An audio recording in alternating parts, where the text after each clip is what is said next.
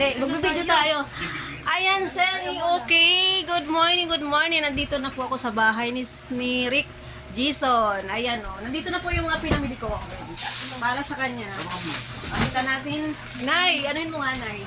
Dalawa lang po sila dito sa bahay nila. Si Nanay. Ayan. Tingnan natin siya ng gatas. Ayan. Nagbabatas siya. Mayroon siyang biscuit. Ayan. Bumili din tayo ng mga pansit canton. Para pag in case na ano pwede na ano. Ayan. Magluluto siya. Ito yung kanyang tinapay. Oh, ito. Isang lata. Isang balde pala. Isang timba. May asukal. Ayan. Labas natin na eh. Oo.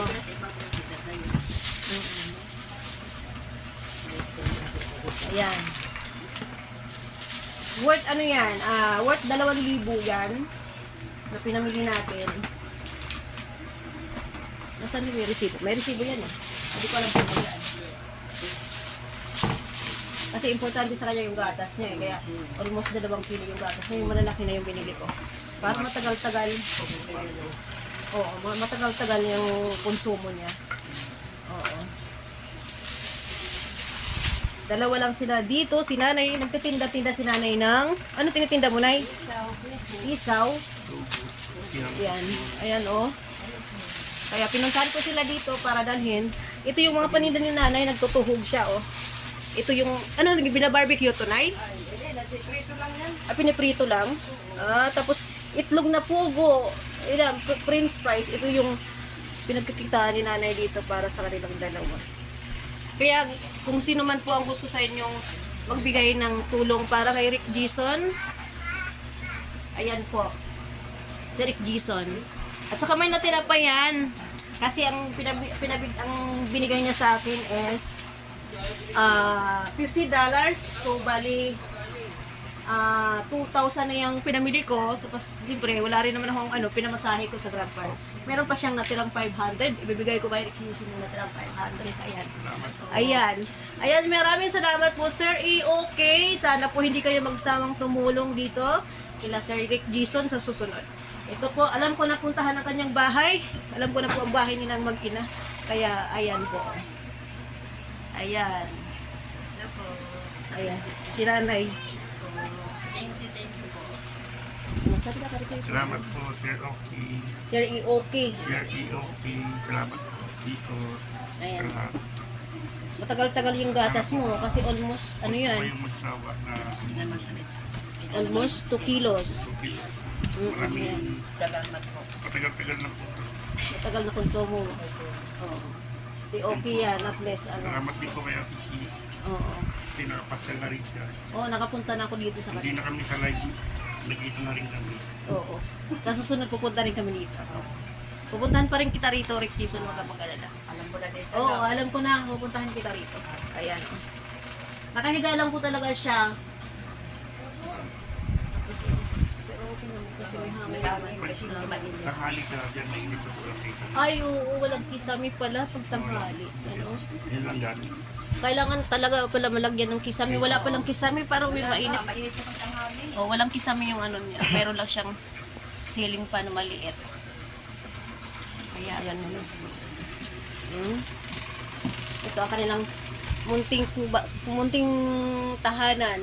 Ayan, si Nanay. Nagtinda si Nanay doon sa labas. Mamaya magtitindan sa mga Kevin. Kasi mag-agawa-gawa pa ako. Kung kasi ng isa. Oo, nag-isaw. Mga 11, lalabas ko. 11 ng tanghali. Kasi Hanggang meriendahan gabi yan. na. Meriendahan kasi yan. Oo. May maganda. Tanghali ako na lang, ako dito na lang mag-isa. Ano lang dito. Yan, nanonood ako pag tanghali. Nasa ano ka na trabaho. Oo, kasi Kaya pag nasa trabaho ka na nakakapunta.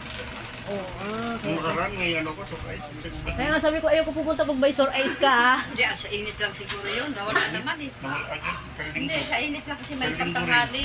Oo. Pagtanghali kasi mainit. Ayun, ano ko yung patak na ano, ay, Oo. Bibili na ng pagkain. Ayaw ko, sabi ko sa kanya, ayaw ko pupunta sa'yo pag may sore eyes ka. Kasi mahawa ako, 2 linggo yun, hindi ako makakapasok. dalawang linggo ka hindi makakapasok. Oo. Kaya yung Hindi, Sabi niya magaling na ako. Ah, Hindi sabi na ko wala sige. gamot siya. ay mo. Oo. Pero ano talagang naging cause? Ba't siya naging ganyan, Nay? Ah, yung pasmaro niya. Pasma, ano yung pinutol yung paa niya? Hindi naman. Ah, bigla na lang talagang hindi siya nakalakad. Ganun talaga. Isang buwan na talaga sa hospital. Ah, talaga? Live po siya. Hindi, video lang to. Dito na yun. Para mamaya upload mo gabi mo panood. Oo. I-upload ko to mamaya. Salamat po. EOT.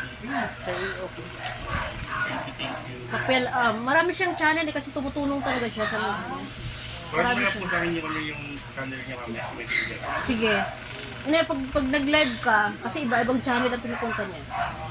Pero yung pumunta siya, ito si Sir EOK, yung gamit niyang ano, yung gamit niyang account.